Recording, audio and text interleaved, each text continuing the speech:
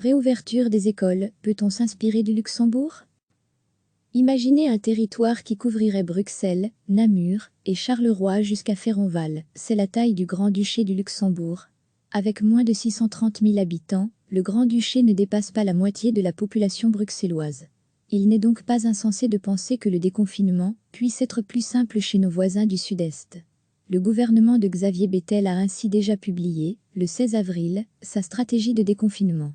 Arrêtons-nous aux mesures prises concernant les écoles. Celles-ci concernent les 105 000 élèves, 57 000 en primaire et 48 000 en secondaire, luxembourgeois. À titre de comparaison, c'est un sixième de la population scolaire de la Fédération Wallonie-Bruxelles. Le Luxembourg a choisi de d'abord rouvrir les lycées, équivalents de nos écoles secondaires, où les élèves de par leur maturité, sont plus à même de respecter les gestes et mesures barrières, pour continuer à freiner la propagation du virus. Le 4 mai, les élèves de dernière année retrouveront leurs bancs. Une semaine plus tard, le 11 mai, les autres classes seront de retour, ainsi que les élèves en formation professionnelle. L'enseignement primaire devra attendre le 25 mai pour reprendre son activité. Les examens restent au programme des élèves de la dernière année du secondaire, mais pas l'équivalent du SEB. Le gouvernement luxembourgeois parle d'un retour en alternance, les classes sont divisées en deux, une partie de la classe sera présente une semaine, le groupe école, l'autre partie la semaine suivante. Le groupe absent, le groupe répétition, sera en révision à domicile ou dans une structure d'accueil. Le même cours sera donc donné par l'enseignement 2 semaines de suite. Cette alternance concerne le primaire, le secondaire et la formation professionnelle. Les classes coupées en deux permettront le respect de la distanciation sociale. Le Luxembourg annonce une obligation de porter un masque pour les élèves, dans les transports. En classe, le port du masque est autorisé. Chaque élève recevra 2 dispositifs. Les cantines restent fermées, les récréations auront lieu en alternance, les horaires sont compressés surtout en primaire. La natation et le sport en général sont suspendus jusqu'à la fin de l'année scolaire. La situation du Grand-Duché et celle de la Belgique francophone sont incomparables. Mais le plan luxembourgeois pourrait donner quelques idées. Classes coupées en deux, fermeture des cantines, retour progressif, obligation du port du masque dans les transports, etc. Le Conseil national de sécurité, ce vendredi, devrait permettre d'en savoir plus. Recevez chaque matin l'essentiel de l'actualité.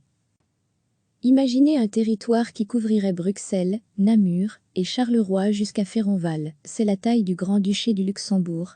Avec moins de 630 000 habitants, le Grand-Duché ne dépasse pas la moitié de la population bruxelloise. Il n'est donc pas insensé de penser que le déconfinement puisse être plus simple chez nos voisins du Sud-Est. Le gouvernement de Xavier Bettel a ainsi déjà publié, le 16 avril, sa stratégie de déconfinement. Arrêtons-nous aux mesures prises concernant les écoles. Celles-ci concernent les 105 000 élèves, 57 000 en primaire et 48 000 en secondaire, luxembourgeois.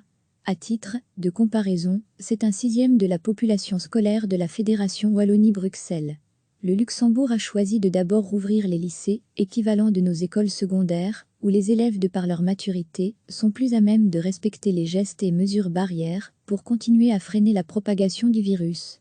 Le 4 mai, les élèves de dernière année retrouveront leurs bancs.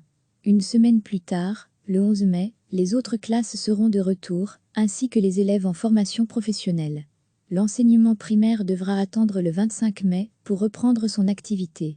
Les examens restent au programme des élèves de la dernière année du secondaire, mais pas l'équivalent du SEB. Le gouvernement luxembourgeois parle d'un retour en alternance, les classes sont divisées en deux, une partie de la classe sera présente une semaine, le groupe école, l'autre partie la semaine suivante. Le groupe absent, le groupe répétition, sera en révision à domicile ou dans une structure d'accueil. Le même cours sera donc donné par l'enseignement 2 semaines de suite. Cette alternance concerne le primaire, le secondaire et la formation professionnelle. Les classes coupées en deux permettront le respect de la distanciation sociale. Le Luxembourg annonce une obligation de porter un masque pour les élèves, dans les transports. En classe, le port du masque est autorisé. Chaque élève recevra 2 dispositifs. Les cantines restent fermées, les récréations auront lieu en alternance, les horaires sont compressés surtout en primaire. La natation et le sport en général sont suspendus jusqu'à la fin de l'année scolaire. La situation du Grand-Duché et celle de la Belgique francophone sont incomparables. Mais le plan luxembourgeois pourrait donner quelques idées. Classes coupées en deux, fermeture des cantines, retour progressif, obligation du port du masque dans les transports, etc. Le Conseil national de sécurité, ce vendredi, devrait permettre d'en savoir plus. Cliquez sur s'abonner pour recevoir les dernières nouvelles.